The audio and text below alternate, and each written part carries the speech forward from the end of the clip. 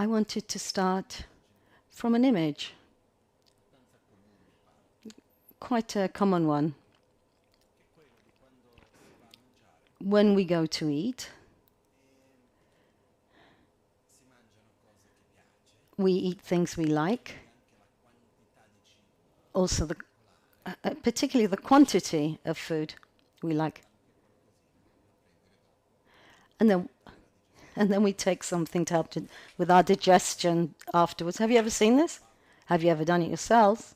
It's kind of normal. These images, this really connects me to, which is connected to what I wanted to talk about today. If I eat something and take a medicine or substance, or whatever, to help me to confront a negative collateral effect. For example, if I've eaten more than I should have done, maybe in that case I would be, this can be manifested in tiredness. I might have to take a coffee or something. What are we doing? What's the clear signal we have from this? What is more important to us? Our pleasure or our health? This is a sincere question. I'm asking it. Well, okay, health, maybe. Okay, it's okay as long as I don't get really sick.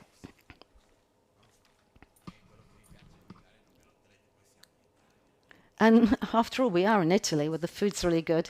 If we were in Holland but we're here in Italy. Nothing against the Dutch, but when we're talking about food, so it's true that phenomena are relative, but not everything.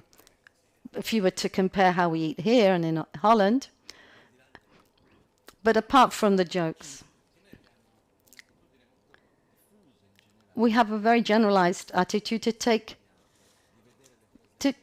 to see things in the immediate term,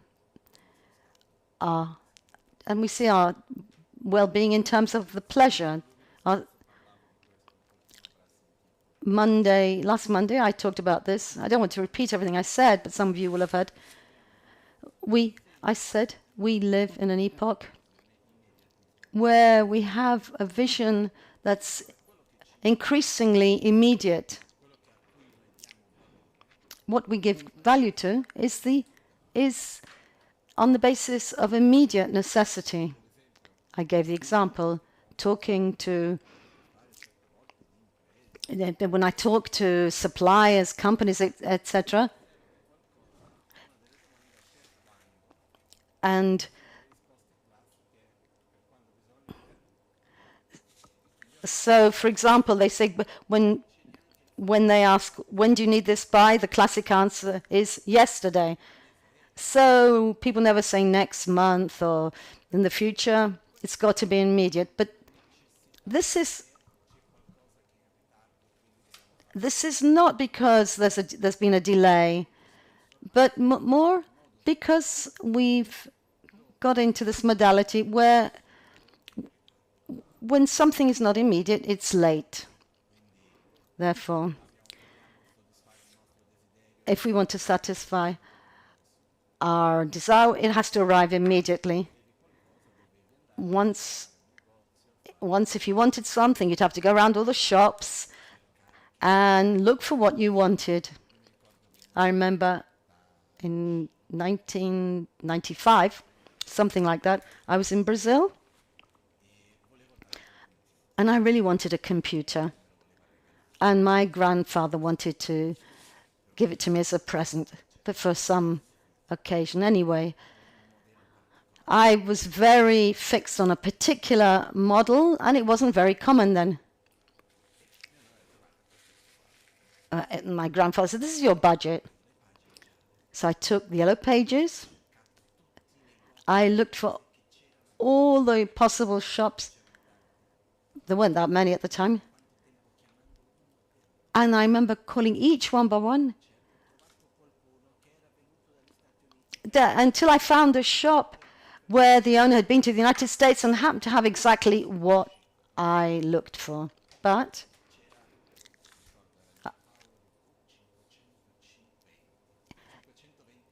so I remember it was a power book, 525 at the time. Anyway, the fact is that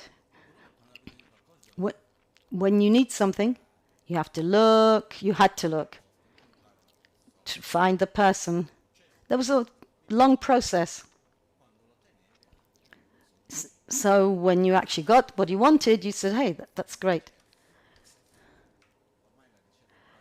But now we don't even do the research. We have to do the research. We ask artificial intelligence. And you don't even have to go to the third page of results on Google, because that's just too tiring. You see 3 things, 3 channels of access. And then if the object is available in a week's time, that's just too long.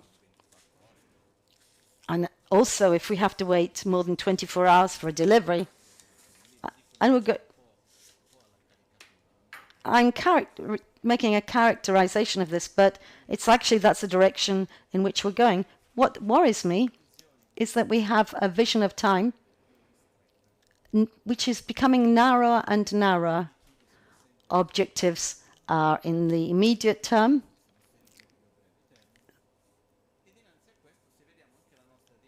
And we see our dynamics, our pleasures.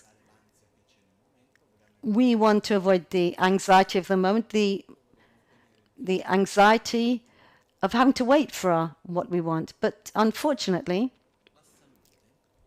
our health, physical, mental, and also human relationships and within society, one of the definitions of health which I really like, it's as a Tibetan said, health is when the parts are in balance between themselves. When you put too much weight on one side, then you have a state of imbalance. For example, physical health implies a balance between the humus and the elements. The point is that our health is not obtained and then that's it. It's something which has to be maintained and cultivated. And it's something which requires effort. Something I do today for results which I'll experience maybe in a year, 5 years, 10 years, 20 years. I remember I heard in a conference a Milanese doctor said he was specialized in sicknesses related to the environment caused by pollution. And he said when somebody, let's say with a car, let's say for the most part of pollution, when something pollutes the atmosphere, the results of the sickness caused by the pollution can manifest as late as 10 years after. Because so if I'm not feeling well, it's not because it happened this morning, but before that. If we produce pollution today, theoretically, we have theoretically 10 years until we actually see the negative effects of the pollution of today. Well, maybe I'm wrong in my logic, I don't know. But this is the way I understand things. And what happens is that our health, a state of good health, is something which needs to be maintained, cultivated.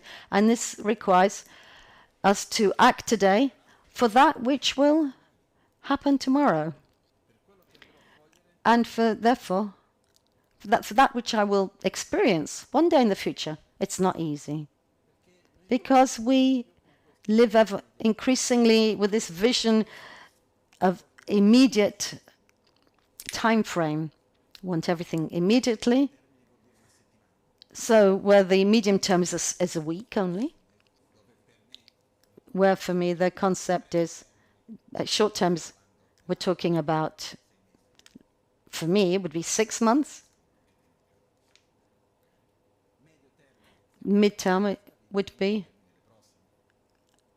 is this life, and the long term would be the next life.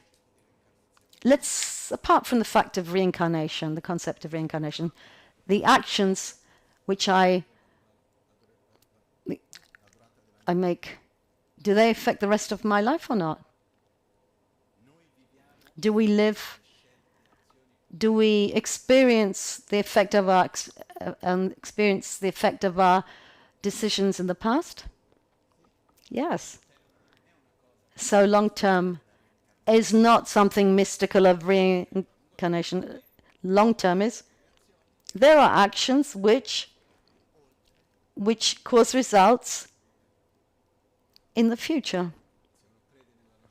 If you believe in reincarnation or not, there's still the fact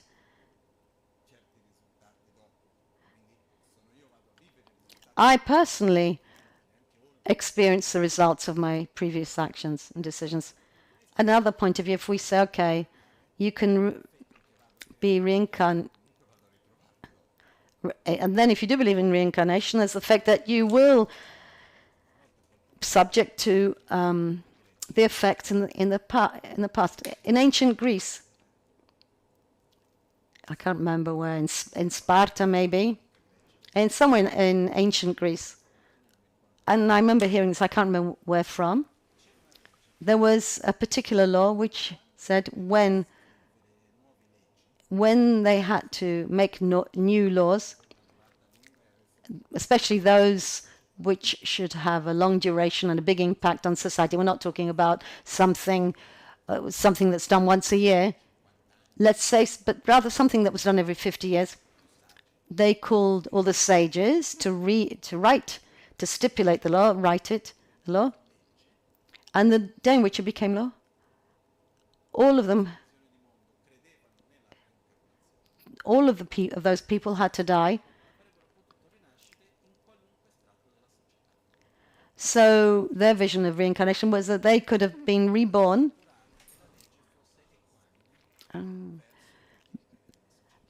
because the ancient Greeks believed that you could be reincarnated in every social class.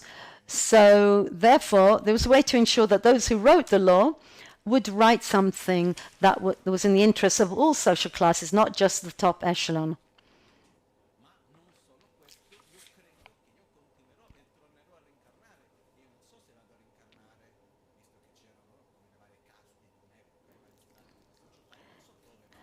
Because when you died, you didn't know, or you don't know in which caste or class you're going to be in. So therefore, they were obliged to write a law, the sages, to make something as accurate that was fair to everybody.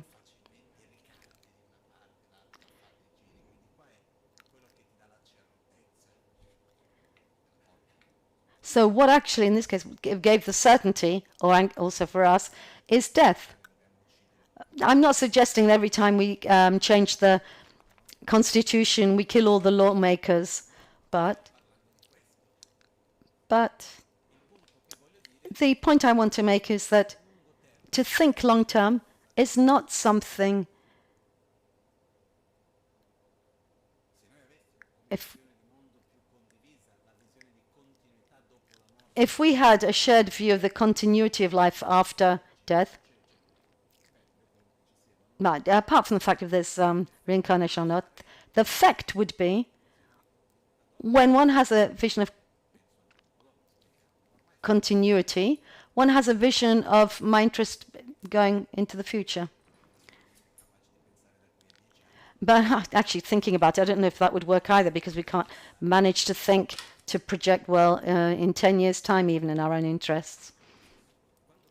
When we talk about health, I think that one of the weak points for which we don't manage to take care of ourselves properly, our physical, mental health, and also environmental, social health,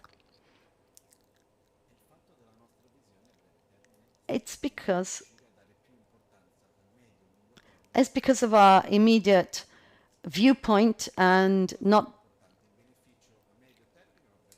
So what's the most beneficial, the brief, the short, or the midterm, or the long term? I'd say the long term. But it's kind of hard for us. It's very difficult for us. I believe this is connected with this rhythm with which we're accustomed to living our lives. Everything is increasingly accelerating.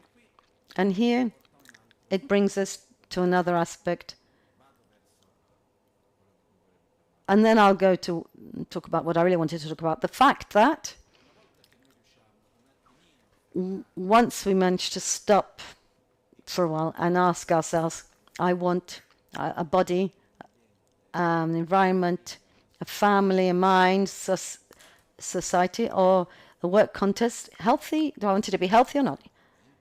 Yeah, I want it to be healthy. Am I convinced? Am I prepared to do what is necessary? Yes or no? It's not a trivial question. It's not. But it's something. What's our priority? Eat that which I like, or which is good for me. When you can do both, it's great, but you can't always do this also, because when we're sick, we're attracted to things that are bad for us. As we've said many times, there are 4 types of objects that we can interact.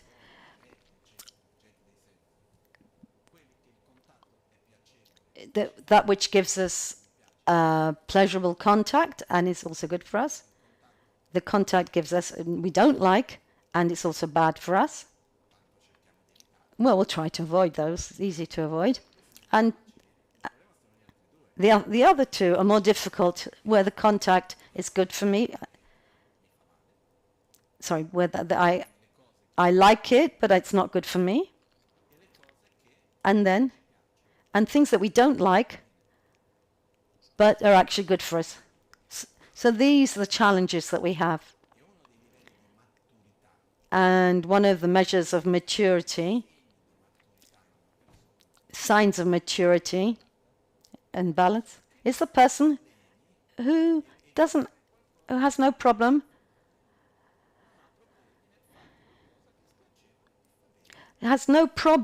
avoiding that which is bad for him, but which is pleasurable, and also the opposite of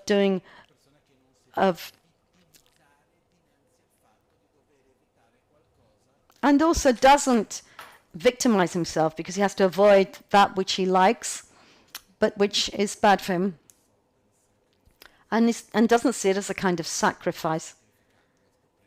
I'm not sacrificing myself at all. I'm doing what's good for me. I don't know if that's clear. So if there's something that I like to eat, but it's bad for me, not eating it, it's not a sacrifice. It's rather taking care of myself. I know it's not easy, but it's logical. It's a coherent argument, no? And in front of this, there's a fundamental question, which is not so simple. Do I not want a healthy body, mind, environment, a family, work situation, healthy conditions and all this? The answer is yes. Am I convinced? Yes. So, if I'm so convinced, in reality, there are some questions need to be answered. What is a healthy body? What is a healthy mind? What is a healthy environment? A relationship which is healthy, and a family context which is healthy, an environment and a healthy society. The description. I remember once I was talking to a group of psychiatrists, and who said, our problem, they said, we can't agree what a healthy mind is because we can't even agree on what is a mind. So obviously we're not going to agree on what a healthy mind is. But we're not psychiatrists. Well, maybe somebody is. But generally, we're not a group of psychiatrists. But much as I like psychiatrists.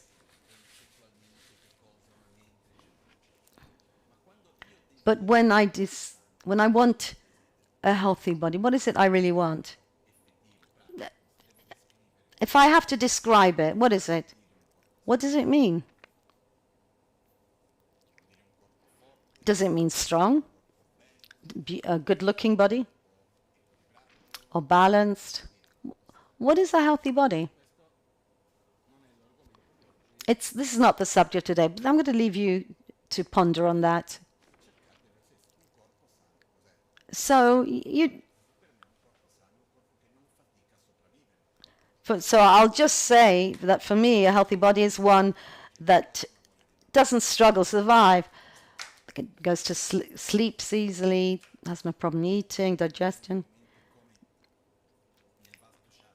And Vastasatra is this science, this Vedic Indian science of the construction of houses, which it's a bit like the feng shui. It's like a feng shui, Indian feng shui. One of the principles is, I read it years and years ago, I don't know why, years ago, one of the concepts was a healthy house is that one which, when you're in the kitchen, you want to cook, and when you're in the bedroom, you want to sleep. And when you're in the living room, you want to chatter. And in the meditation room, you want to meditate. When you go into the bathroom, you want to do the purpose of the bathroom. Just imagine if you go. So imagine you go to the bathroom, you don't want to do, you're supposed to go into the bedroom, and you don't want to sleep. But it's not a joke. But those who have problems, who suffer from insomnia,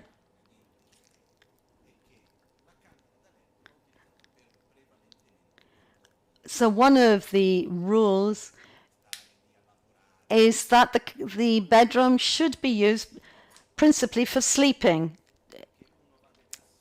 because one needs to associate the place with its function, in this case to sleep.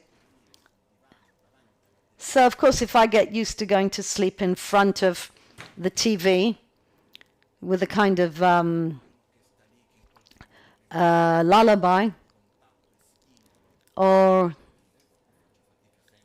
I get used to some kind of stimulus before I sleep, we have difficulty in going to sleep without this. When I was young, I remember when I was little, I asked my mother to tell me a story. And I was just thinking, poor mother, or my father. I had to have a story before I went to bed. 4 or 5 years old, let's say. And they weren't allowed to repeat the stories of the day before, because I remembered. Because I'd say, come on, you've already told me this.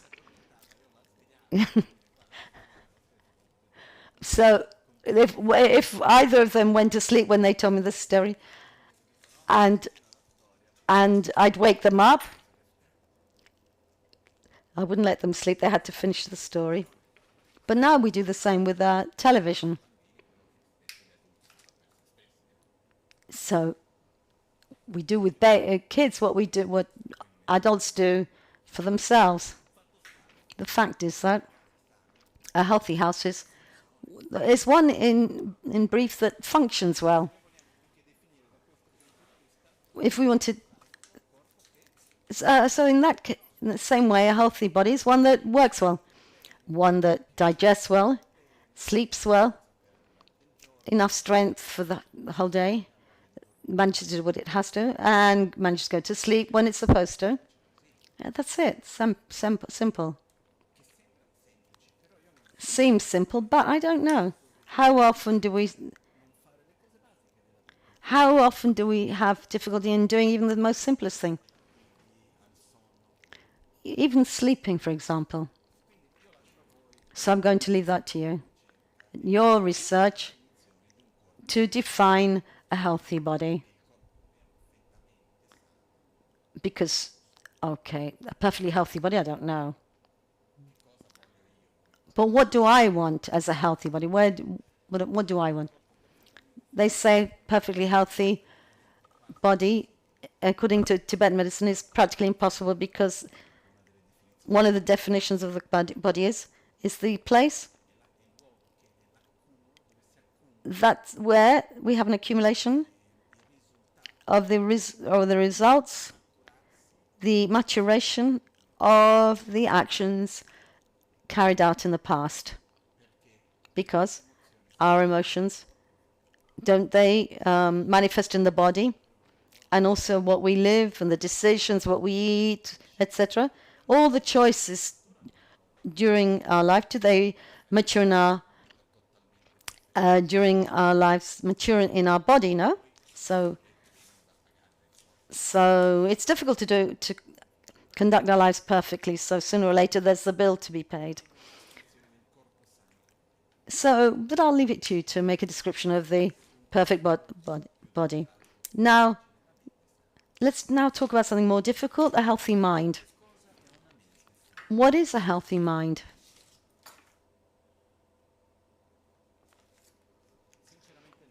Actually, to tell the truth, I don't know.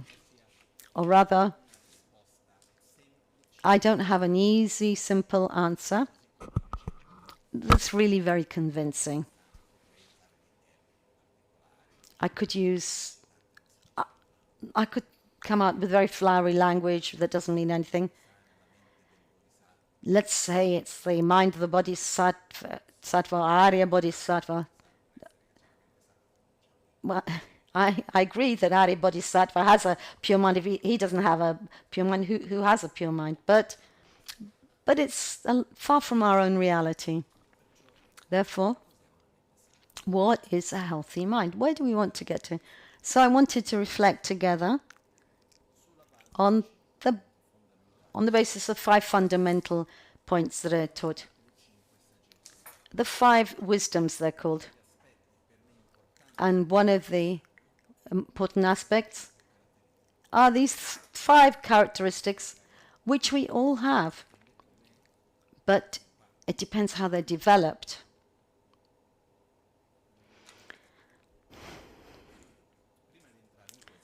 Before we get into this, just very quickly, just to remind you, the mind and body are two manifestations of the same thing that's tightly connected. What happens to the body happens to the mind and vice versa. To have a healthy mind requires a healthy body, therefore. For example, Bernard Gersh, our friend, who made research years ago with Oxford University in England in maximum security part of a prison. Why did they choose? They chose a prison because there was a lot of violence and not easy to control the inmates. So Bernard did research. They looked at the diet of the inmates in terms of vitamins and minerals.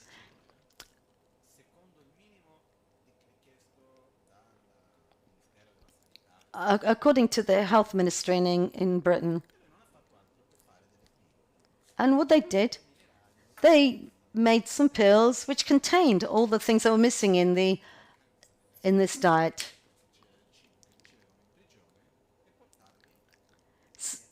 So in that way, the inmates were able to have a diet which was the minimum indispensable. All the prisoners, inmates, took these pills. Some had placebos and some had the real pills, the real vitamins and minerals. So it was double blind. So both the researchers and the inmates didn't know what they were getting. Those who got the real pills, who received the minimum necessary of minerals and etc., their behavior became 30% less dangerous. Those who had a correct diet were 30% less violent. A result that was impossible, they'd found impossible with other techniques. Where does this come from? The gross mind is connected with the gross body and the brain. So when the brain doesn't have the nutrient it needs, it doesn't function properly, and that manifests it in being agitated. My mother told me once when she married my father, she knew him, she'd known him for 3 months.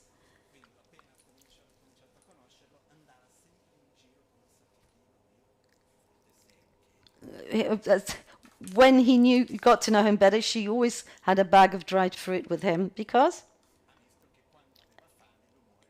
he saw that when he was hungry, this had an immediate effect on his behavior. There are some people whose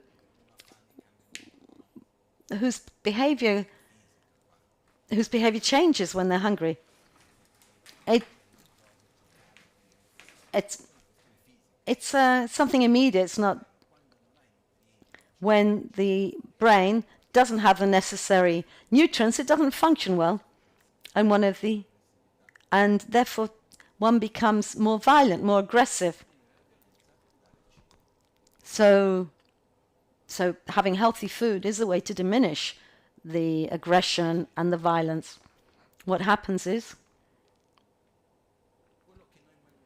what we eat or what we drink impacts on us.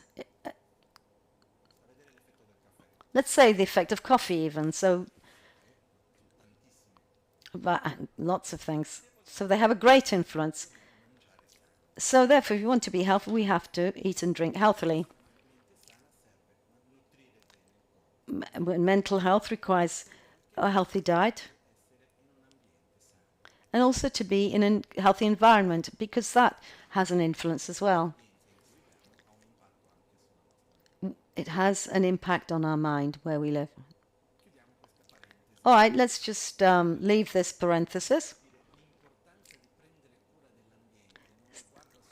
So I'm showing that taking care of the environment is essential for our mental health, not just global warming. It's not a joke. So eating organic food, it's not just a question of the environment. It's got a lot to do with mental health. If mental health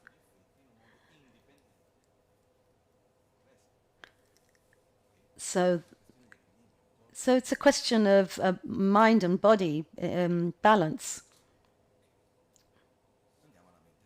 So let's go on with the healthy mind.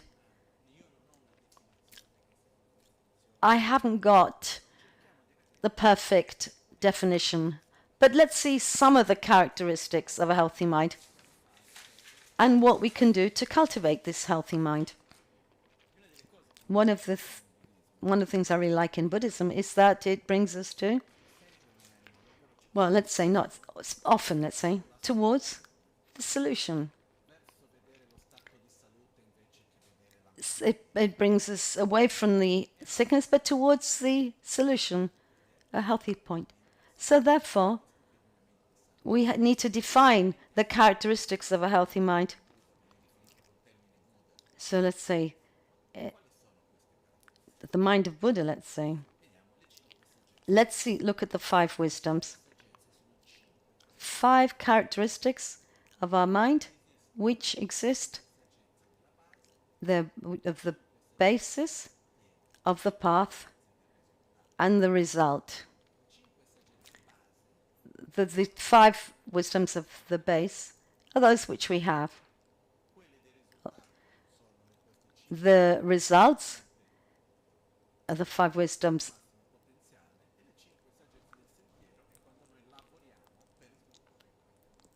and then the path, 5 of the path are those that we use to move towards along the path. They're all characteristics for which we already have the basis, the raw material is already there. So it's just a question of how we use that to develop. And the 5 wisdoms, let's see what they are. So they're connected with the 5 Jhana Buddhas. Let's start with the wisdom as mirror-like wisdom, Vairochana, at the crown. Of discernment, Amitabha at the throat. Wisdom of Dharmadato, the heart chakra, Buddhakshobhya, that which of equanimity, navel chakra, Ratnasambhava, and wisdom that all realizing wisdom is the secret chakra, Amoghasiddhi. Well, let's do it in the same order.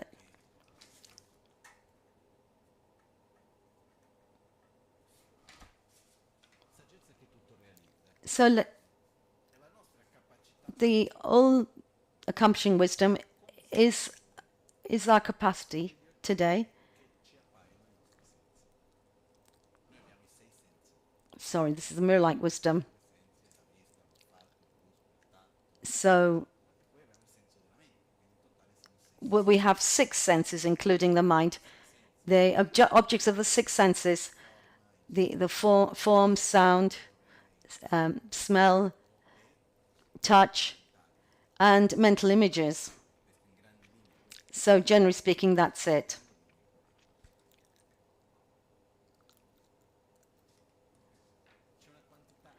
There's an enormous amount, an incredible amount of information that we receive constantly that we're not aware of. So the mirror-like wisdom, just imagine you have a mirror which is something small which can reflect a whole lot of things, and the cleaner it is, the better it reflects what there is. In the same way, our mind, the cleaner it is, the more easily we can perceive that which we see.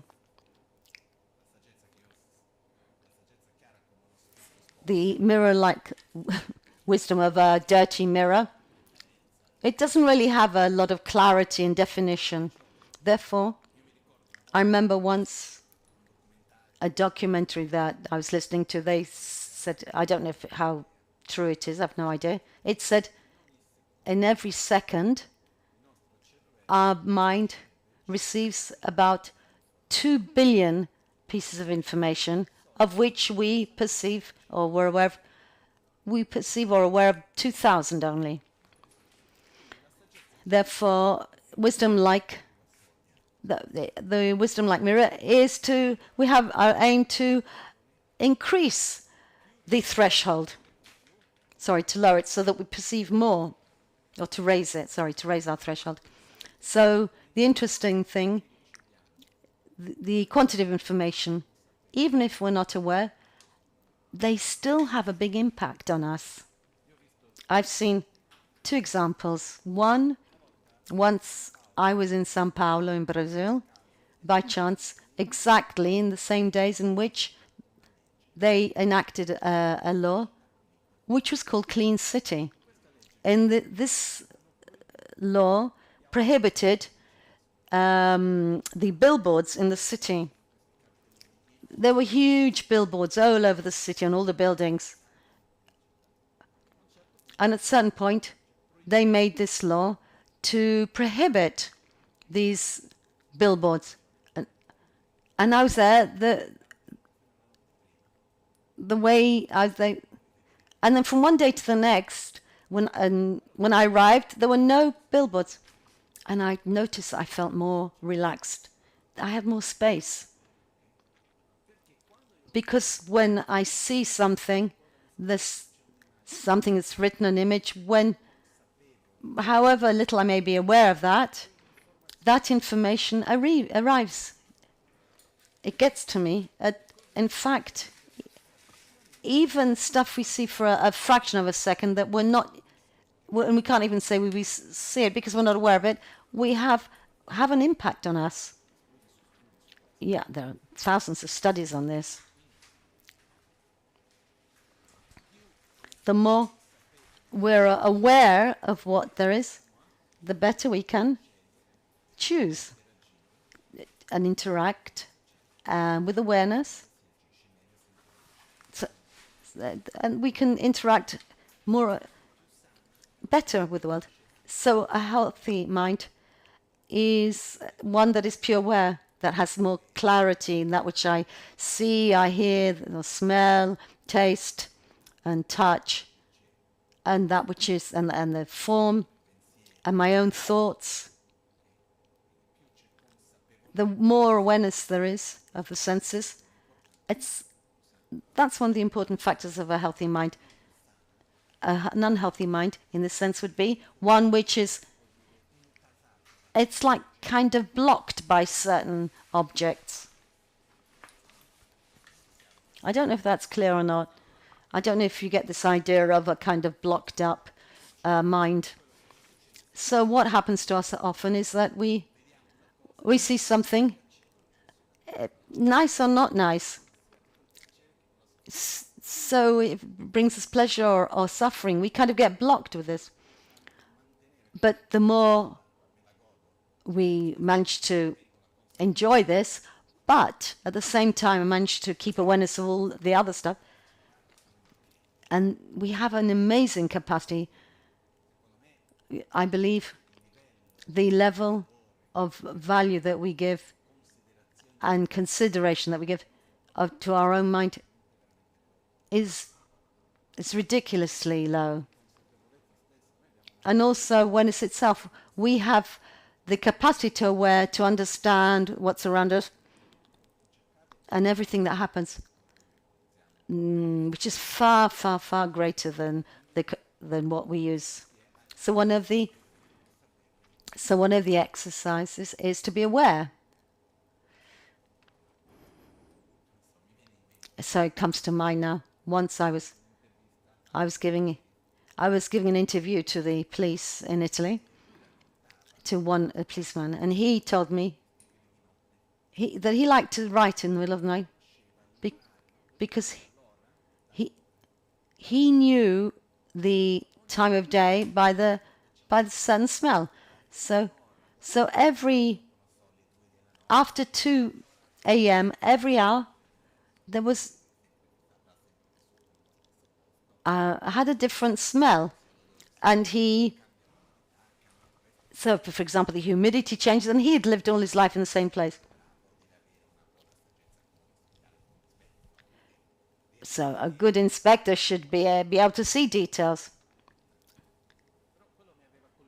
But what struck me about this is that I had no awareness of smells, but to observe and to allow ourselves to feel the smell of the place, what I'm seeing, listening to. So just to be aware of the senses, the objects of our senses. It seems banal, but it's not. One of the positive effects is that it brings us to the present. So the more aware of the subjects, so the more we're aware of the objects that surround us now, the less space we have for head problems, mind problems about stuff from the past or the future, inexistent problems. problems of discernment. So these wisdom that discerns each thing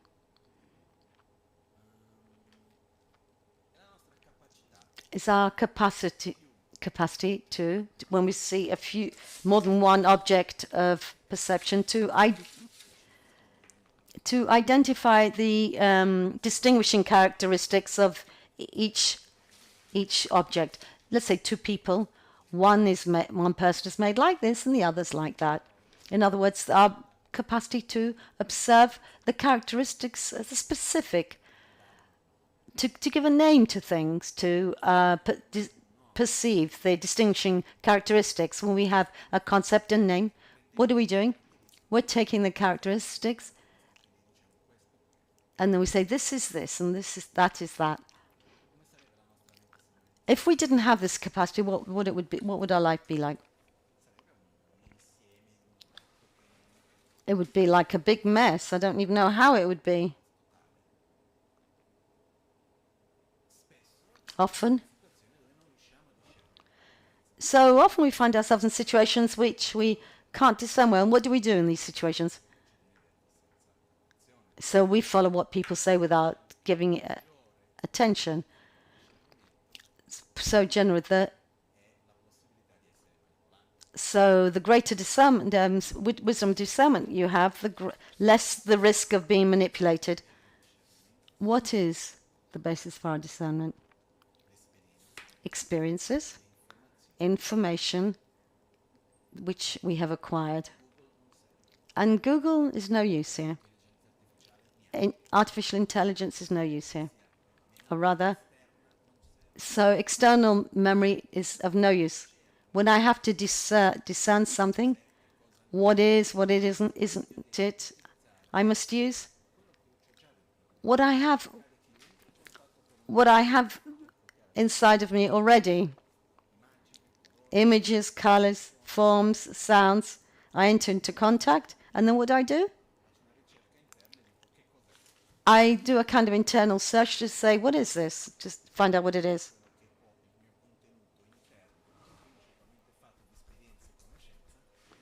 So on the basis of experiences and information acquired, I give meaning to what I see. So here, studies importance, experiences, to know different realities, to open our minds to different realities, and to see that what the reality that we see is a reflection of the social context in which and cultural context I've lived in. So the greater your experiences, the deeper experiences, and the more broader they are experiences, the less vulnerable we are to being manipulated. Is that clear? So let's say that comes to mind. Yesterday, let's say I hear an item of news. What I try to do is to take the news and choose a few which are interesting for me. So I'll read those particular items of news completely. Let's say there's a headline. Let's see if it's coherent, consistent. I read the story. And there was no consistency between the contents and the title, but the headline was it was the image that they wanted to give.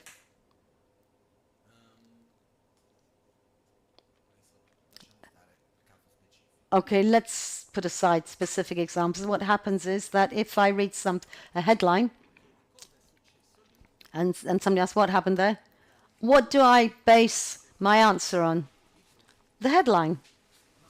But if I read the headline and my experiences, but I can see that my experience elsewhere has led me that it brings me another point of reference that I use, I can see there's a kind of disconnect between the context and the headline. I'd say, well, I don't know exactly. So I might have an opinion, a different opinion of what happened. So therefore it's important to study, to read, to speak, to get into contact with those who are different from us, who think in a different way from us, and not to get stuck on the same things. Otherwise, our discernment diminishes. So a healthy mind is one that has a good capacity of discernment and can see there's with a kind of internal security or self-esteem in discerning that which is in front of him. It's not arrogance, I'm right, and is not prepared to put into question the views. That's something else. That's a kind of arrogance to have too much certainty in our views. But it's like saying, I looked into the question, I have experiences, and I have a certain... So the importance of discernment is very, very high, because this is... And even reading things which... Reading stuff which seems useless is good. To travel, to know different cultures, and to study the reason for which we study. Why? It's not just to have a certain profession and to earn a wage, a salary, but the main reason is to improve our power of discernment, through which, on the basis of which we act. Okay? So, the importance of discerning. Let's skip the third one. Let's go to the fourth one. No, let's go back to the original order. The heart. The wisdom of Dharma dato. Dharma vuol dire phenomena, and dato means infinite space, absolute space, Chögying. In a few words, the wisdom of Dharma Chögyeshe.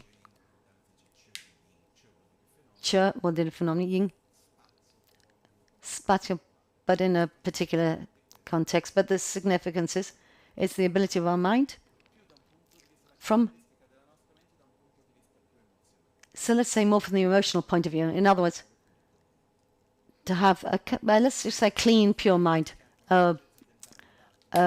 wisdom, Dharma Datta wisdom, is a person who's in front of a situation, who reacts without hate, in a balanced way, not guided by selfishness or by attachment, with an attitude of internal balance and respect. I can have a fantastic discernment, but if I have a kind of dirty heart, let's say it like that, we understand, right? At the end, what speaks more?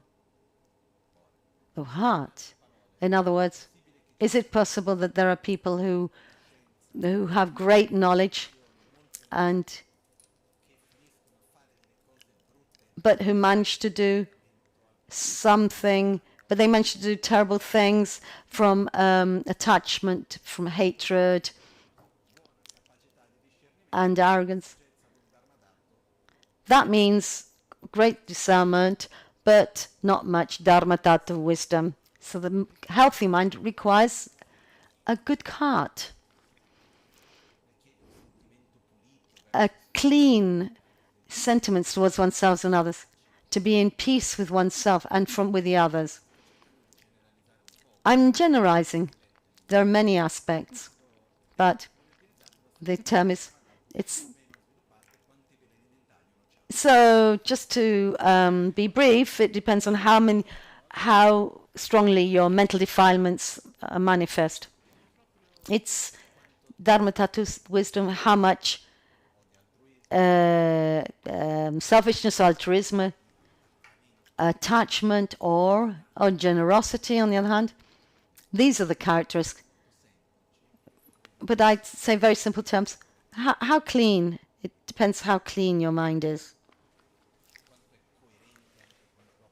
So how consistent your heart is, your sentiments are with your principles. Let me give you an example.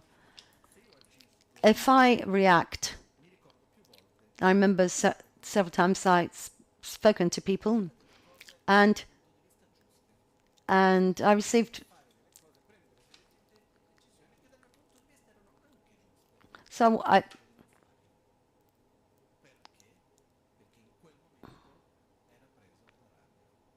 okay, so sometimes I wanted to take action. Maybe they were even good things, but it wasn't the right time because I was prey with anger. It's not a good idea to act on the basis of those sentiments.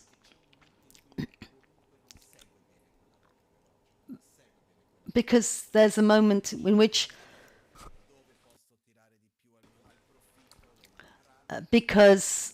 inevitably I will end up trying to give space to my anger, and I won't be able to follow my logic and to be consistent with my values. Because somehow that sentiment of anger, attachment, or speaks more loudly. So therefore, one of the fundamental aspects of a healthy mind is a clean, pure heart, a sentiment inside which corresponds to healthy values, without going into too much detail, because we could be here for hours discussing this. But I think that's clear, no? No. Means being in peace with oneself, and therefore with the others. The fact that a sick mind, well, so we all have it a bit. What is it?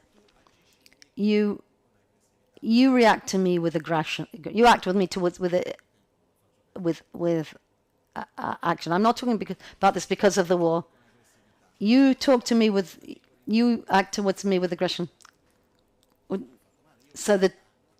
So with discernment, I condemn your action. It's not good. But how do I react towards your aggression? With more aggression. And the crazy thing is, I justify an action which I condemn in another. So you shout at me and I shout at you.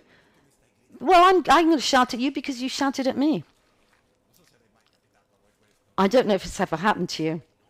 I don't know to whom it hasn't happened. That's the most normal. Then, like Tocco Ritotto, an Italian comedian. But what happens is, it's instead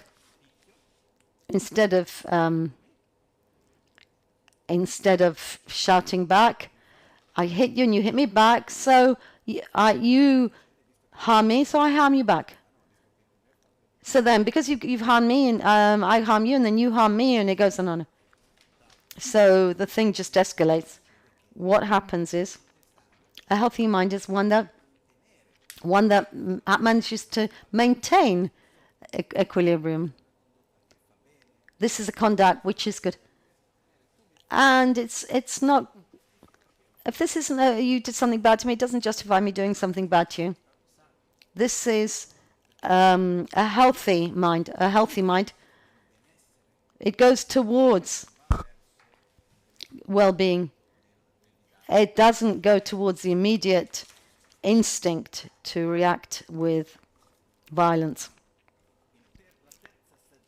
The third wisdom is the basis is our mind, with all our positive and negative emotions, and the more you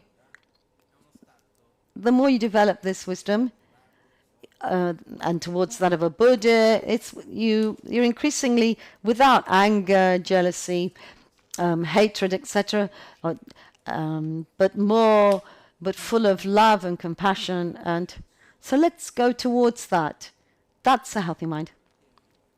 So a healthy mind is that which maintains a pure mind, a pure heart.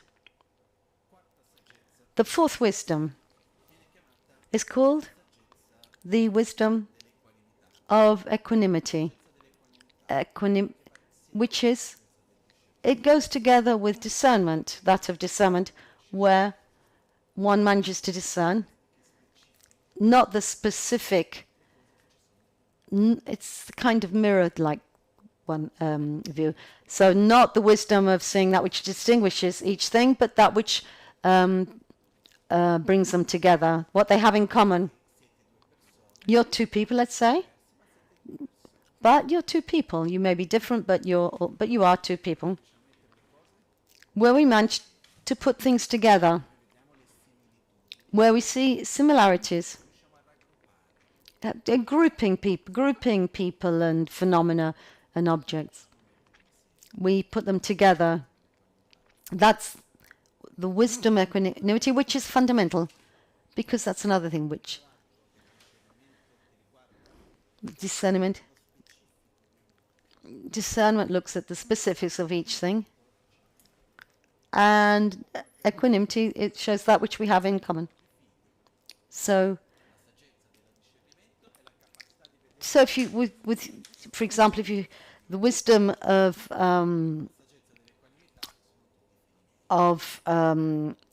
discernment is treating each child according to their needs and according to their characteristics, but equanimity would say they're all my children.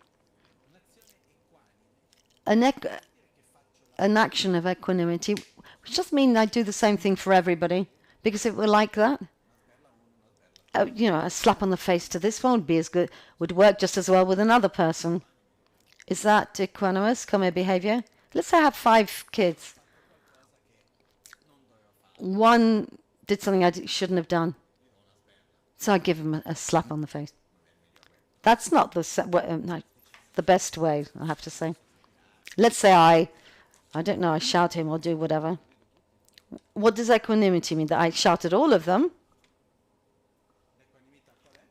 Equanimity is, I act to each one according to their specific characteristics, but I value the well-being of each one to equal measure. To me, I see all of them have the same importance, as they're all my children, but I try to act according my behavior and my interaction. So I try to adapt them to the specific characteristics of each one. That also means reacting with equanimity. Sometimes I try to explain this with great difficulty, because we tend to think equanimity as doing the same thing with everybody, but it doesn't work like that, because what is good for one person may be bad for another. Imagine that a doctor had to be equanimous in the same way. Let's say same medicine for everybody. It would mean giving everybody the same medicine. No, it doesn't work. But rather, I need to see the particular characteristics of each one. I give them the same importance, but I treat each one differently. So I teach them differently because I have discernment, and I give them the same importance from equanimity. So the divergent characteristics are actually englobed with equanimity. So it's this capacity to put things together without ignoring the specific characteristics of each one. We're not all the same, in the sense that where we kind of lose our individual characteristics. We're all the same, but with specific characteristics. Okay. And this capacity, the healthy mind has the capacity to see But an unhealthy mind cannot put things together because it's given by attachment, aversion, and therefore cannot. Let me give you an example. Let's say we hear some news of somebody we know in our family or somebody we know. So let's say somebody tells us a story about this person, a person that we're very fond of. Let's say a son, a friend. Anyway, somebody we're very fond of. And this person tells us that this person's done something bad. And we hear this news. When we tell somebody else this news, well,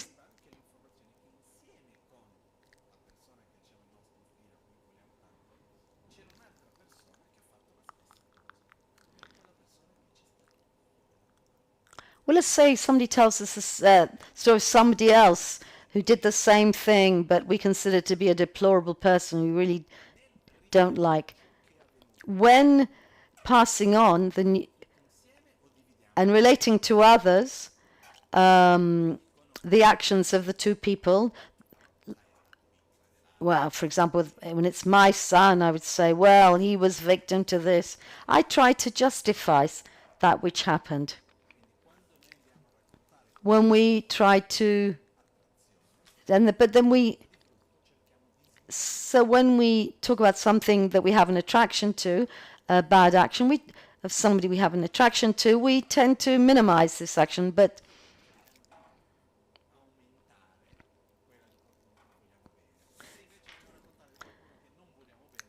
on the other hand, if we're telling,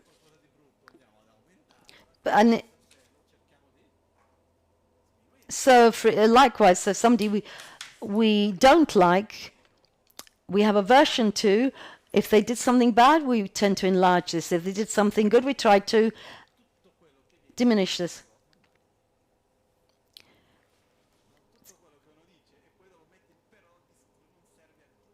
So there's a saying, so that all that happens with a comma and a but, it's not worth anything. So this is the wisdom of equanimity. And I don't let myself be guided by attraction or aversion. When let's say with a dirty mind polluted by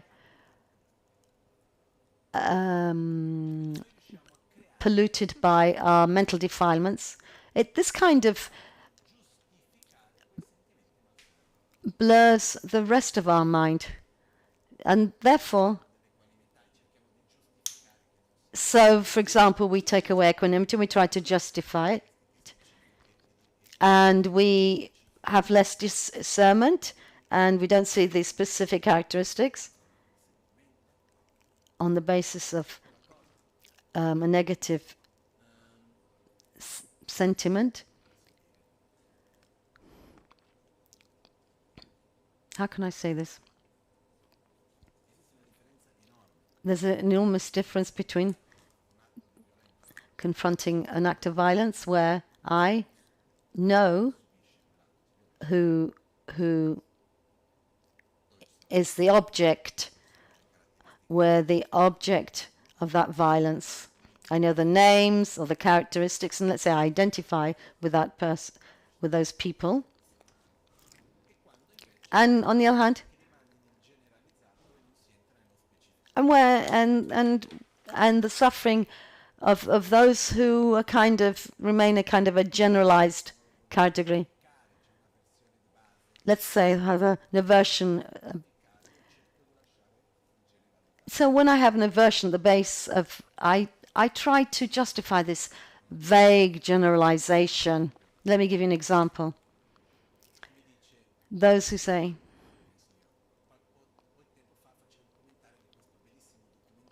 So I saw this beautiful documentary called My Friend the Octopus on my teacher. There was something like that. a documentary, or it was from South Africa. So something, if you want to eat a salad with octopus, you mustn't see. So you give a name. So when you start seeing that being has discernment, emotions, and it's no longer something generalized category of something to eat, things change. But given that I don't want to give up that, I prefer to cloud up my discernment.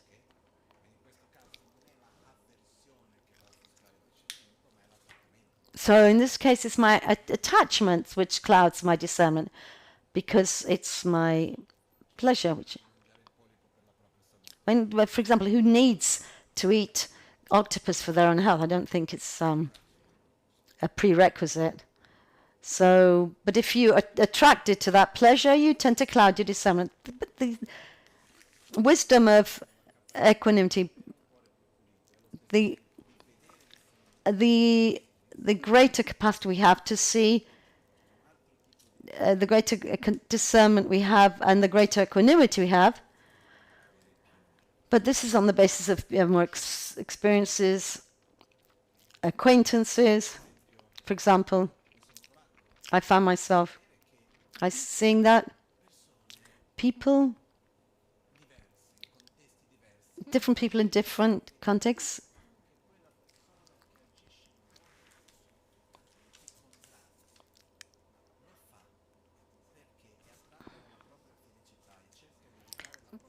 because if we think we can see that person acting in a bad way is trying to be happy, guided by ignorance. It changes the whole way we look at things. That doesn't take away the specific characteristics, but it changes the way that fact changes the way we interact, seeing that they're acting out of ignorance, wanting to be happy. So we try to separate and we make groups, friends, enemies. This is just an example. We tend to separate.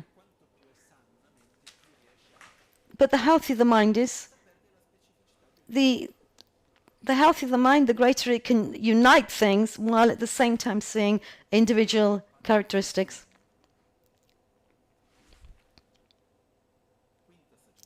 The fifth wisdom. Is that clear?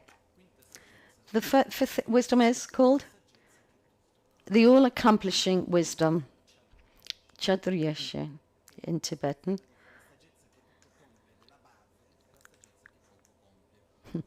So I say it's the wisdom that it's the characteristics which decides. I'll do this, and I won't do this. Don't forget. There's a big difference. Where I direct my interaction. Listen, go, not go, listen, don't listen, I'll do this, don't do it. We direct our interaction, physical, mental, and verbal, where we take decisions.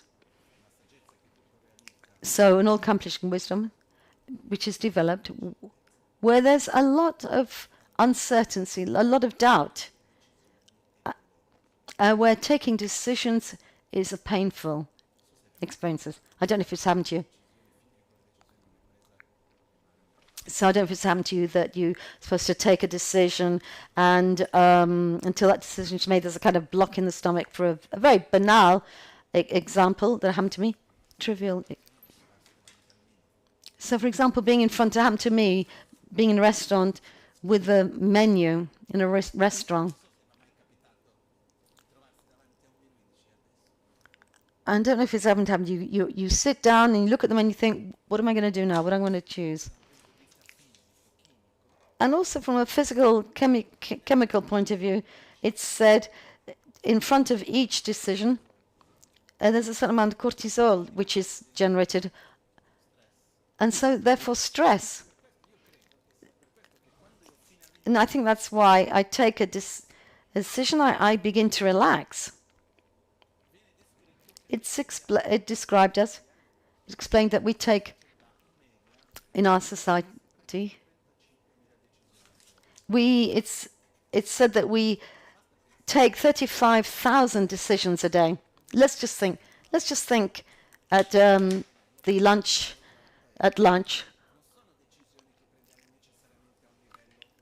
Maybe it doesn't happen on a very aware level, but even which knife and fork, cutlery to use, what to eat.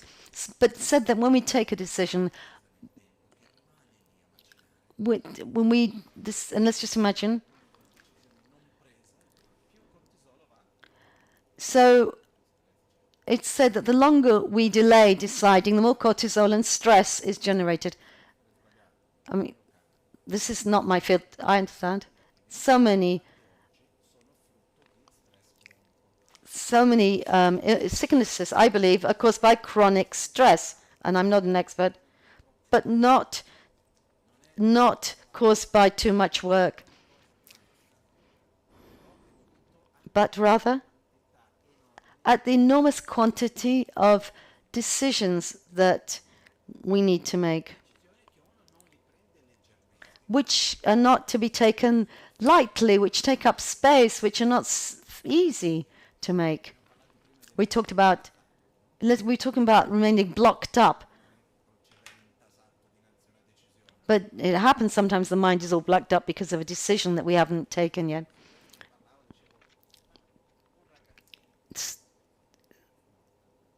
Let's say a young man asked me, well, I asked him, are you dumb or what? He was 7 or 8. And he said to me, what do you want to do when you're big?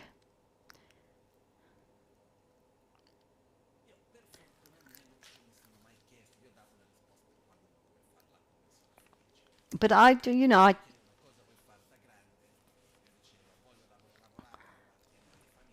so when I was younger, people asked me, I would just say, I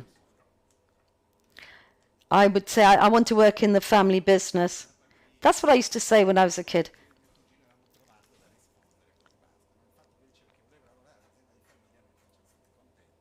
So I saw that made everybody happy, so I decided to say.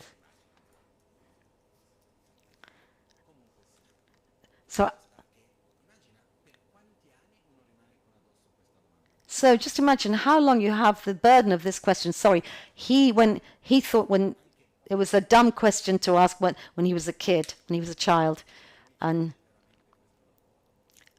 just think, you have to evaluate how much do I like it? I'll have to do it all my life. And there's another problem. Decisions have two phases. Having to take the decision, and then afterwards revisiting the decision, and both create stress. Cortisol increases, and then stress, which generates microinflammations, which generate illnesses, including cancer, which is so widespread. Let's remind ourselves we have a pandemia of a pandemic of cancer. 1 in 3. So 1 in 4 people in Italy have cancer. It's in which the principal cause is chronic stress. And a part of chronic stress comes from a constant need to having to make decisions. Lama Gangchen said, Lama Gangchen said, I prefer a communist country because there's just one toothpaste. But here now you have to go and choose. China.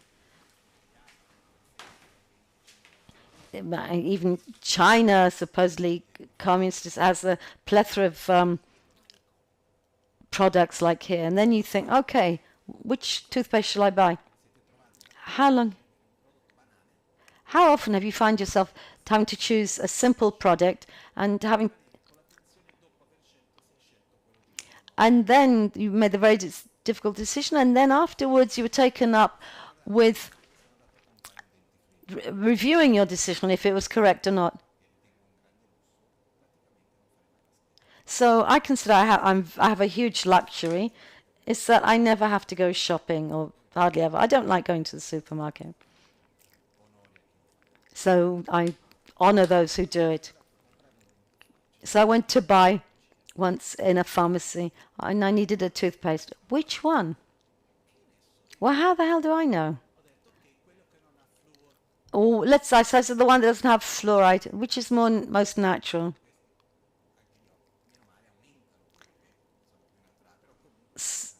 So, fortunately, the number of natural toothpaste is increasing. Well, some are natural, but the taste is horrible. Okay, after a while you get used to it, no? It functions, does its function. But I have to take another one next time because this one tastes horrible. On one hand, it's okay. But if you're not careful, the simple act of buying of toothpaste occupies an enormous amount of mental space. And when this, and if we put it together with the amount of rice and this and that, and we put all these decisions together, and we're not sure of everything, so we take lots of mental space taking the decision and then reviewing the decision, and a lot of energy. I remember once a family member who went, if you went shopping with this person, first there was a choice. Do we have in Brazil, we have these shopping malls, as in the United States. Then you do the pilgrimage to all the shops that sell that product. Then a long pilgrimage to all the shoe shops, let's say. So pilgrimage to all the shoe shops, and then choose one, and then buy a pair of shoes, two pairs of shoes, and then one would hope be happy with the. But no, with this particular member of the family, I'd go to other shoe shops with the same shoes, and just to check if the right choice had been made. And then what happened? The classic. So obviously, after having bought the shoes, you find the pair of shoes that were better. No, I shouldn't have got these shoes. The real problem with all this, this takes up your whole life and generates an inner state of tension and stress and physical illness. And if we put together all these things, let me just give you a modern example of our times. What is the biggest... Nowadays, I would say one of the biggest sources of stress in our daily life is choosing which film to see. You don't know how many times I've heard the worst thing, the real problem of these these films is trying to choose. Because once you turned on the television and sat down, and there was a film of the evening. And somebody who in the programming chose. And you turned on the TV and you watched the programmed film. It's not like that anymore. Most people, if they want to see a film, what do? They go and choose it. Let me give you an example. There was a study in which they took a group of people, quite big group, and they gave them prizes. So you won a trip, a holiday.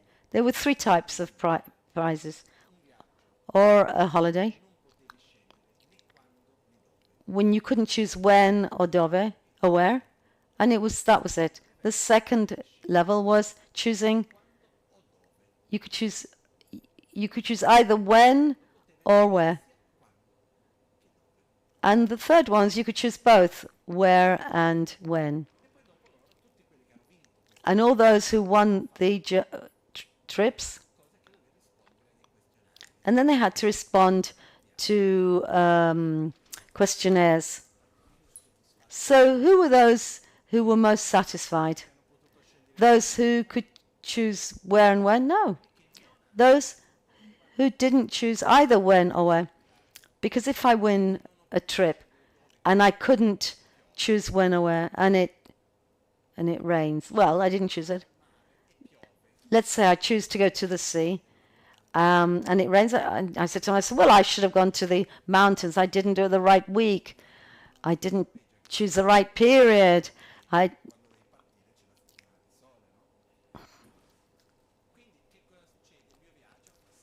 So my trip's horrible. It's a terrible trip. If I choose, what determines if the trip is successful and pleasurable or not is comparison. Because the value of things is not intrinsic. It's rather its values attributed on the basis of comparison. So our satisfaction most of the time doesn't depend on the characteristics, on the intrinsic characteristics of that which you experience or have, but rather the value we give on the basis of comparison. The more I compare, the greater probability that it's not good. But when I say that it's no good, I live it in that world. I experience it in that world. Therefore, the holiday becomes a stress. Well, if I win a holiday, if it rains, well, I'll just read a book. But otherwise I start complaining about the rain. Let's look in the same view, in the same way. Let's look at the 3 types of trips. I need to buy something. What brings greatest pleasure? That which doesn't have too many characteristics to choose between. What is the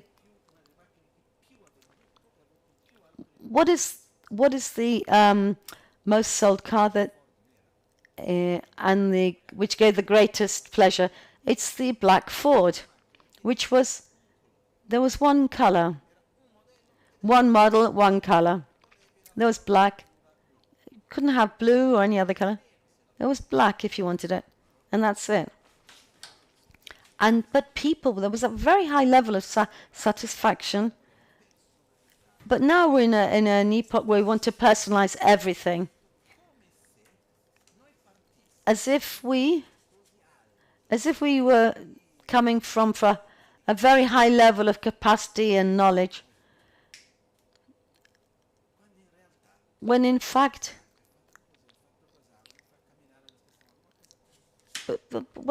if you have a pair of shoes like this or like that, but they carry off your feet, what difference does it make if they're doing their job? Because it occupies too much space in our mind. Let's say a healthy mind is one that is not blocked up by decision making. So it's one that doesn't. It's a mind that takes care of the future, but it's not consumed by thinking about the future. So it's a mind that doesn't create sufferances for something that doesn't exist.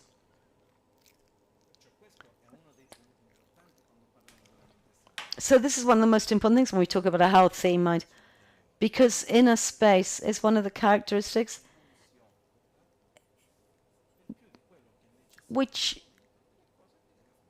so it's a mind in which space is not occupied with more than necessary for that which is confronting in that moment. So there are things in our mind that occupy our inner space for long periods of time. I don't know what your experience is on this, but I see that every time there's a decision to be made, which is a little bit more difficult, it becomes increasingly difficult. Also because the weight that we give to ourselves to make the right decision. I don't know if you've ever asked yourself, what's the right decision? This part, the fact that because we live within a dual paradigm, that which is right and that which is wrong. I personally believe the right decision doesn't exist, understood as the perfect decision.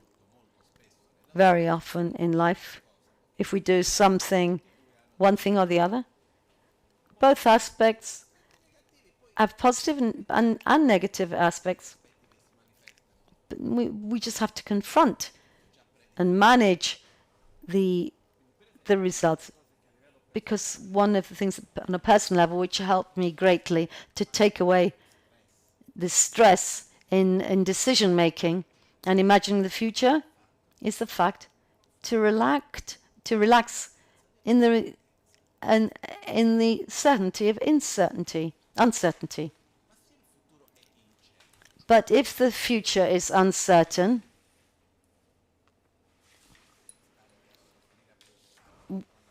why should I suffer that it may go this way or that way or go wrong? When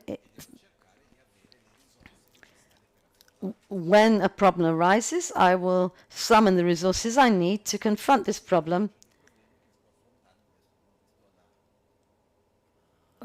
For example, these days I'm solving a problem that I'd have to solve. I won't bore you with the details, but there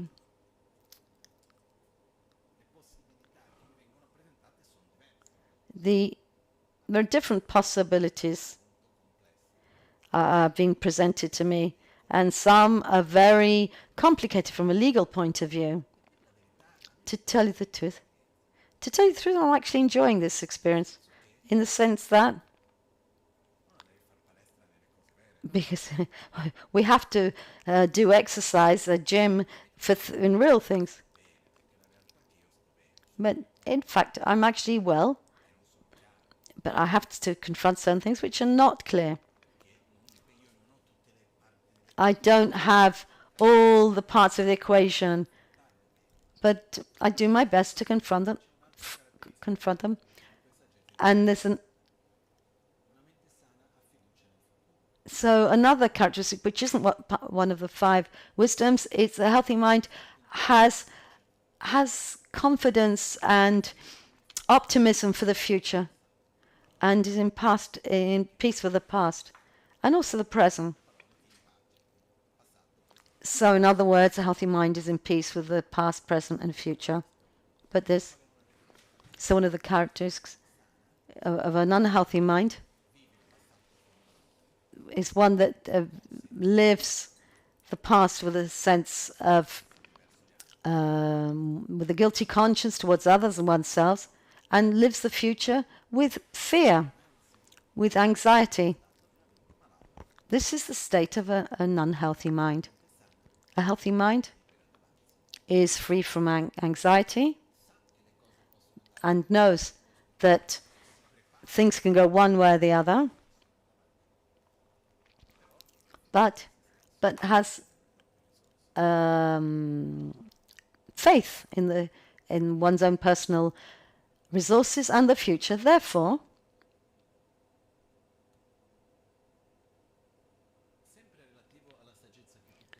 so this is related with all accomplishing wisdom. So let's say one.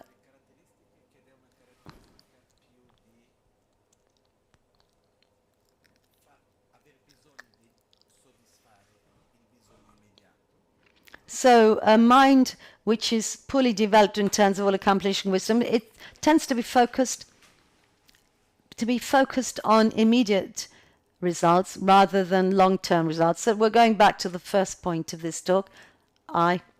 What's more important? The effects in the long term or immediate pleasure? The all-accomplishing wisdom is one that can discern which action is good in the long term. And here I wanted to add something. To be able to cultivate a healthy mind with all these characteristics, it's fundamental to us to have a healthy lifestyle because conditions our body and also our mind. Our mind is made of habits. The more use it positively, it's said the more one uses a certain aspect of a brain, the more it's developed, and that which is used less tends to diminish. So, for example, logical capacity, memory, discernment, so many things, so many aspects are like this. So for this reason, many technological innovations which substitute actions that we do ourselves, and it's done for us, that bothers me. So a healthy mind is a mind that helps us to live well, a healthy lifestyle. We can eat healthily, sleep perfectly, simple things. To communicate. I'm talking about living all aspects of our life in a very balanced way. And what happens is our body and our mind, and also on a gross level, we inherit, when we're born, we inherit not only a vision of the world, the social, cultural context in which we're born, but also the physical characteristics that come from our parents, their experiences, and grandparents' influences physically.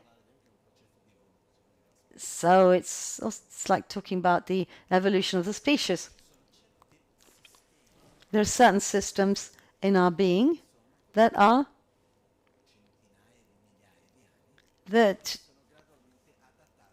have been developed over hundreds, thousands of years that have adapted to our current situation. This part of survival are not survival. They're much stronger. For this, there's a dynamic which is fundamental.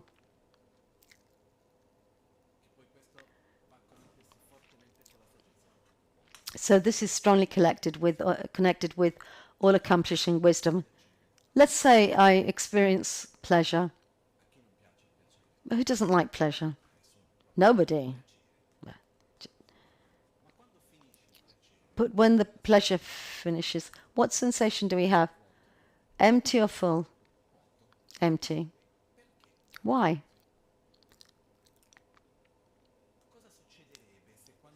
What would happen if pleasure finished? If we remained in a state of being full, so we'd all be dead. Immediate. Eat. You feel good. Why do I need to eat again? I just remain in that state of pleasure. It's part of our system of survival. Because if you think about it, if it weren't pleasurable to eat and unpleasant to have hunger, nobody would want to eat. If it was pleasurable to be cold and unpleasurable to be warm, we wouldn't choose heat.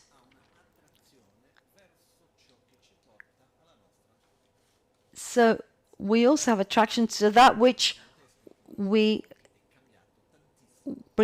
helps us to survive. So, but the current system is actually changing the way this system. Things have changed in a drastic way. Our system now has not adapted to the current system. Therefore, what happens?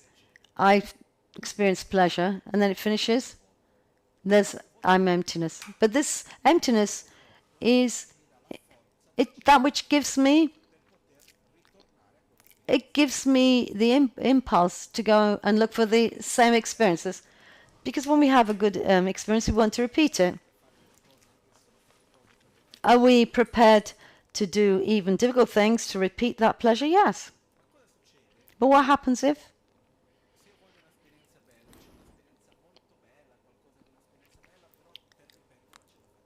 So let's imagine that something's pleasurable, but to repeat it, I need to make a great effort. I can have, but let's say what happens if I have a pleasurable experience with absolutely no effort? Which one do I choose? Generally speaking, that which implies less effort.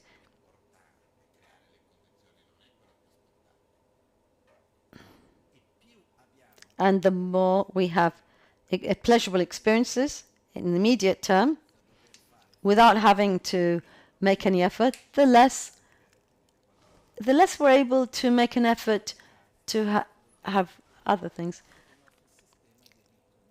So what's changing is our system of recompense, which is, I think it's a psychological term, which looks at our capacity to confront difficulties and problems, to achieve something. Let's say I want to go here and I'm prepared to undertake difficult tasks because I really want my objective. Is that clear? So this is a very fundamental characteristic in a healthy mind. It needs to have the willpower and the effort to achieve. It's important not to be frightened of challenges. I don't know, because let's say a relationship between two people. It doesn't matter which kind of relationship. Are there difficulties? However, they love each other. Do you have to take risks? Yes. Are there difficulties? But if I don't put myself, if I don't take some risks in that relationship, but if let's say I'm prepared to undertake any difficulty, overcome every difficulty to maintain the relationship. But if I'm not prepared to make this effort, the minute it happens, the less I'm prepared to make an effort to keep the relationship alive. So this is a weak system of recompense. So the opposite would be making an effort even for useless things. That's the opposite extreme. But what happens is that the system of recompenses is compensation system, is fundamental. It's difficult to learn, to change our habits, to maintain a healthy body. Is it difficult? Yes. To maintain a healthy relationship with another person is difficult. It doesn't happen spontaneously. So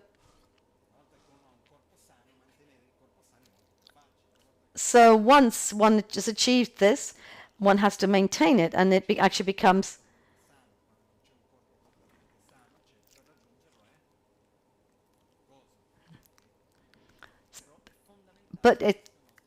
so our willpower is actually very important in this. Another thing is, let's just keep this point. If I go and I experience pleasure, something pleasurable I want to repeat it.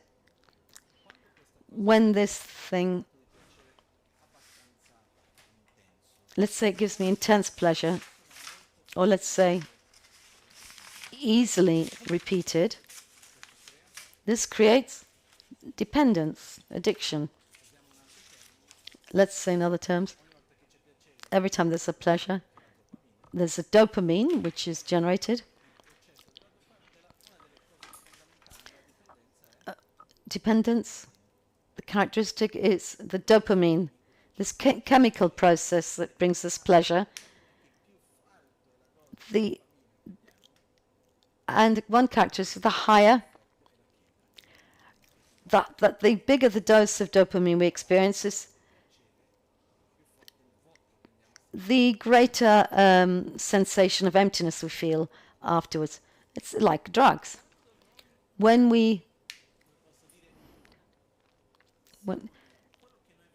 Let's say, is it the sensation or the object we crave? We want the sensation. Now, let's talk about common drugs, apart from cocaine, marijuana, etc. Sugar. The more sugar I eat, the more I want, or not? Salt could be. Coffee. Alcohol. Carbohydrates. I don't know if they're a drug or not. I don't know if they're drugs. What happens is two different things. There's certain things that obviously that you exaggerate, like with carbohydrates, they give a negative effect. Other things, for the very fact, but let's say our body's not made for the quantity of sugar that we ingest, that we consume, is something that is like this for the last 100 years. Whereas we can't metabolize all this sugar because we're not programmed. Our system hasn't been evolved for this. But the drugs, the most prominent, but that which bothers me the most are visual drugs, because what's the process of drugs? It generates an easy dopamine, and that we want to repeat, and I'm not happy when I don't have it, and I have a sensation of emptiness. Okay? A baby, let's say a toddler. What stimulates them? Which creates dopamine? Colors, movement, sound. If you choose something would you choose for a baby black or white or something colored? Silence or with silly noises? Sounds. And what do we choose? That we choose. Still or in movement. Videos. That doesn't change in adults. And the other thing that creates dopamine is novelty. So every time we come across something new, a novelty, dopamine is created. And that together with sound and movement, and we have social media. This is a drug in all effects. We're not talking about something that is like a drug. We're something that is a drug in the palm of everybody's hands. A drug to which most of us are chemically addicted. I've felt in myself many times this dependence, because the fact that when you have the stimulus and occupies some of mind, you want to repeat it without a particular function or reason. When you have So when you have a few values, highfalutin values, you try to justify it, but that's really not the stimulus. What is the problem of this? Which it's a drug, a pleasure, dopamine, which we have, which we obtain easily, very always accessible anywhere and everywhere, anytime and everywhere.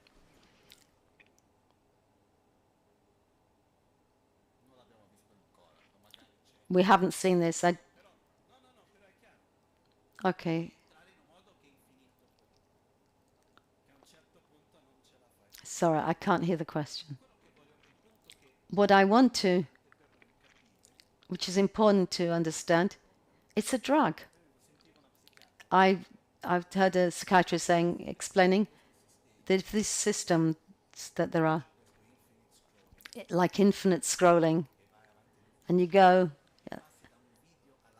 from one video to the other, if every so many videos there were the obligation to have a break of 3 seconds, a black screen, that would give the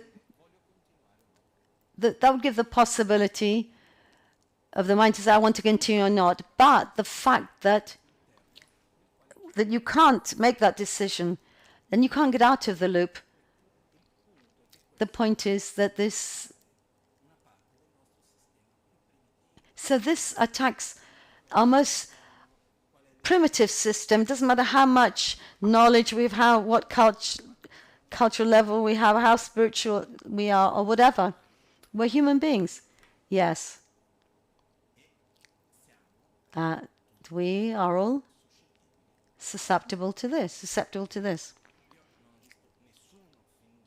I haven't seen anybody until now.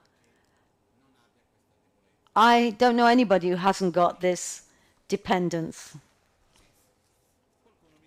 Somebody might say, well, if the contents are good, it's okay. Come on.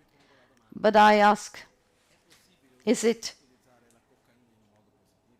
possible to use cocaine in a good way? Let me give you an example. A doctor is has been working 48 hours in the emergency department, and a patient comes who needs a very complicated surgery. Doctors are no way able to do this. Cocaine can it help to make the doctor more alert and able to do the operation? So the fact that the cocaine helped in that instance, let's say in inverted commas, it's a good use. Does it mean that the doctor won't have experienced the negative effects after or not? Of course he will. If the fact that I enter in this mechanism of stimulus, it could be images of little dogs or Buddha or anything. I'm using the same drug. I'm consuming the same drug. This is one of the main reasons for which I chose for us as a group to get out of social media. Which have, for example, on YouTube. So we use.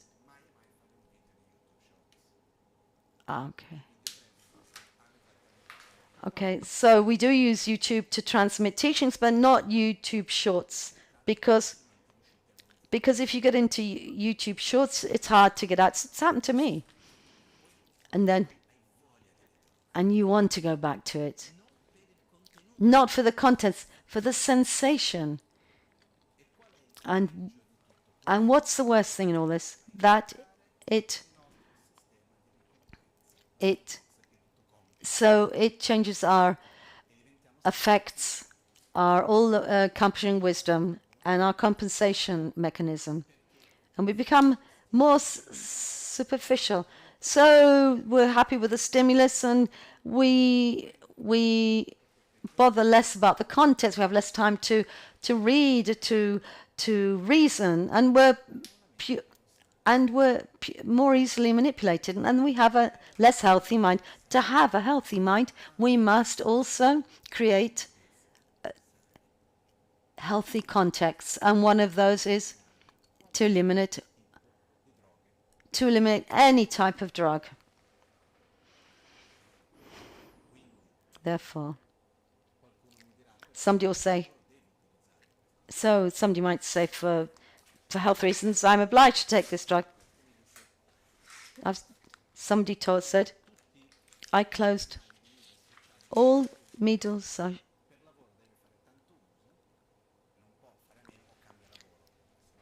I had to exit all social media for personal use because I had to do it for work. I found that after a week of not using social media for my own purposes, I slept better, I read more. So I used 20% less in my phone. And I had more inner space. The process is not easy because getting off a drug is difficult. Especially when it's easy, always accessible and free, because we all use it. How can I say it's bad if I use it myself? Well, how can I say that we shouldn't use it when I do? But the last thing I want to say, to cultivate a healthy mind, one of the most important things is to meditate.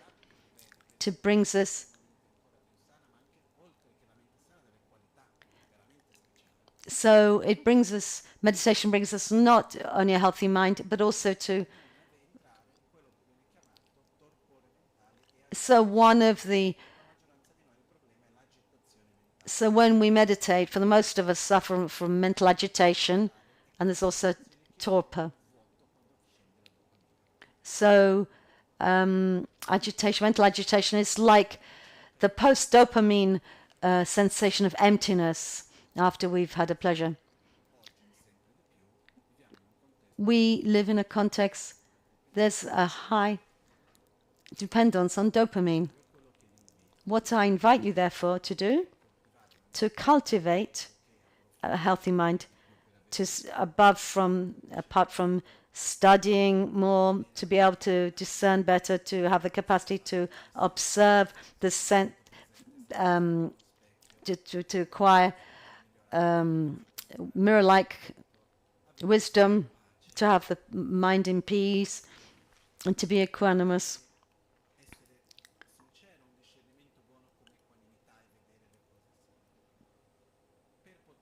To be able to have discernment, equanimity, to limit the discernment to necessary things. For the rest, one thing's worth another, because it takes up space. And a choice made, it's done.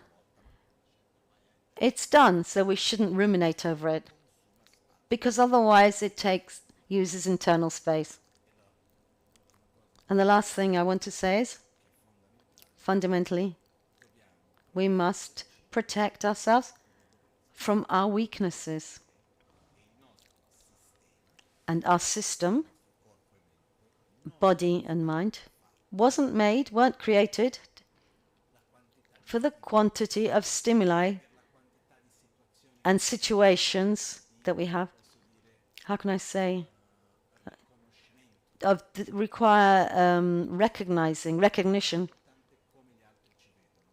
Or, for example, how important is it for us? How important is it for us? What other people think of us? It's very important. We base our identity on this. But the quantity of approval and disapproval through likes and none in social media it's definitely not healthy. Because if I do something and the important thing is how many likes I like, there's something really wrong with that. unfortunately, this is something which is very prevalent.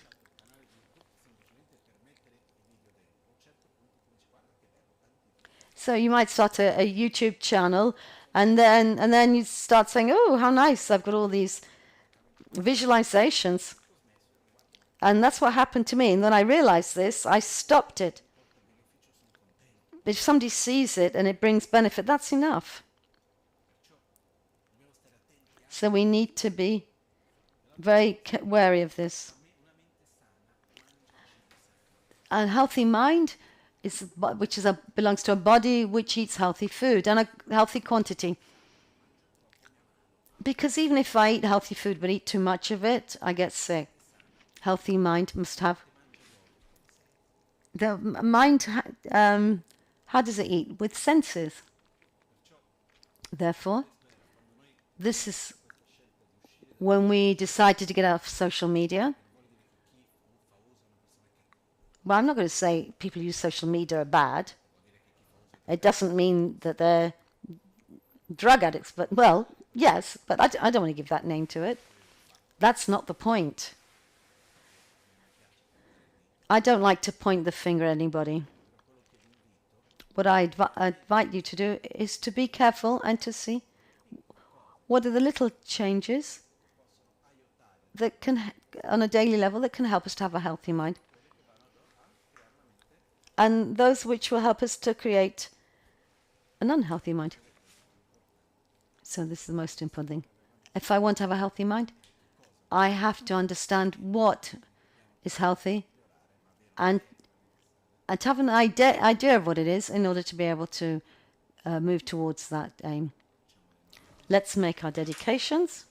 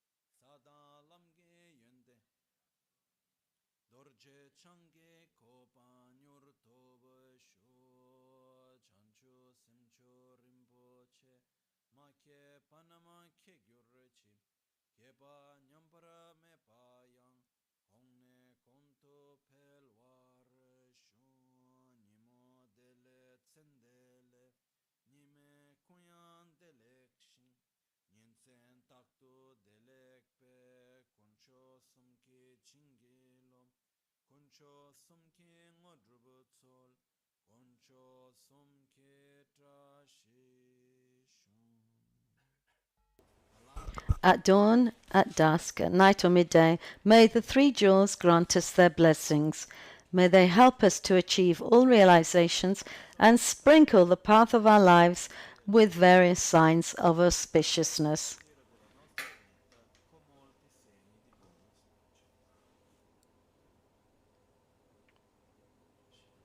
Tashidele. Thank you, everybody. See you next week.